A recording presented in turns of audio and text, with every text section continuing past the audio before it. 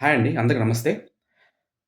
మనం ఈరోజు నీటి గురించి మాట్లాడుకున్నామండి. అక్కడ జరిగే ప్రొటెస్టు, దానికి సంబంధించిన వివాదాలు, అంటే పిల్లలు వాళ్ళ అంటే ఈ పేపర్ లీకేజ్ జరిగిన తర్వాత వాళ్ళంతట వాళ్ళు ముందుకొచ్చి ఈ గవర్నమెంట్‌కి వ్యతిరేకంగా పోరాటాలు చేస్తున్నారు.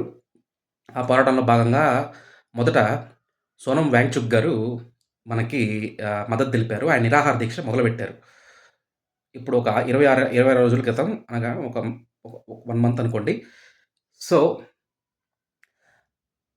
అప్పటినుంచి వివిధ రకాలమైన పార్టీస్ మద్దతిస్తున్నాయి. అంటే కొత్తగా ఏర్పడిన పార్టీస్ గావచ్చు, లెఫ్ట్స్ గావచ్చు, ఇంక ఎవరైనా గావచ్చు, మన దేశంలో ఉండే పార్టీస్ మద్దతిస్తున్నాయి. సో, ఇక్కడ ఎవరు మద్దతిస్తున్నారు అనేది కాదండి. ఎందుకు మద్దతిస్తున్నారు? పిల్లలకి జరిగిన అన్యాయం, జరిగిన పేపర్ లీక్ అనేది ఒక సామాన్యమైన విషయం గాదండి. ఎందుకంటే అది ఆల్ ఓవర్ ఇండియా జరిగే ప్రతిష్టాత్మకమైన ఎగ్జాము. ఆ ఎగ్జామ్‌లో దాదాపు ప్రతి సంవత్సరం 25 లక్షల కంటే పైన విద్యార్థులు దానికి అప్లై చేసుకొని, రాసి వాళ్ళ భవిష్యత్తు కోసం ఎదురు చూస్తూ ఉంటారు. దానికి సంబంధించిన బడ్జెట్ గాని, అదంతా సెంట్రల్ ఎడ్యుకేషన్ మినిస్టర్ చేతుల్లో ఉంటుంది. ఏదైనా తప్పు జరిగినా, లేకపోతే ఏదైనా మిస్టేక్ జరిగినా కూడా ఆ మంత్రిత్వ శాఖ కిందే వస్తుందండి. సో, ఆ మంత్రిత్వ శాఖకి రెస్పాన్సిబిలిటీ, అకౌంటబిలిటీ అనేది ఆ మంత్రిత్వ శాఖకే ఉంటుంది.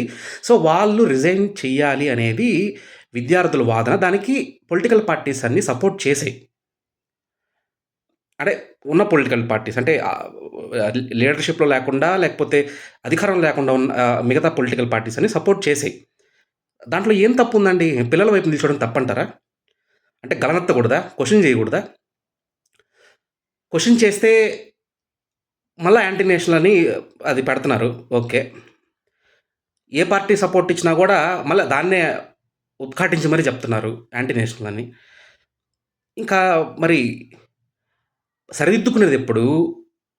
ఏదైనా తప్పు జరిగినప్పుడు క్వెషనింగ్ చేయకపోతే ఇంకా అదేనండి. ఇంకా వాళ్ళు ఒక రాజనీతి వాళ్ళు అమలు చేసినట్టే ఉంటుంది గానీ, ఇదేమి రాజ్యాంగ పరంగా ఉండే అంటే తప్పులను తప్పుగా ఒప్పుకొని, అకౌంటబిలిటీ తీసుకొని, రెసిగ్నేషన్ జేయడం అనేది సాధారణంగా మన భారత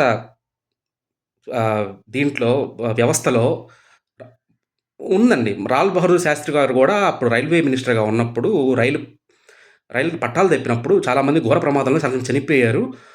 దానికి ఆయన నైతిక బాధ్యత వహిస్తూ ఆయన ఆహ్, రిజైన్ జేశారు. దాని నుంచి తప్పుకున్నారు. ఎందుకని?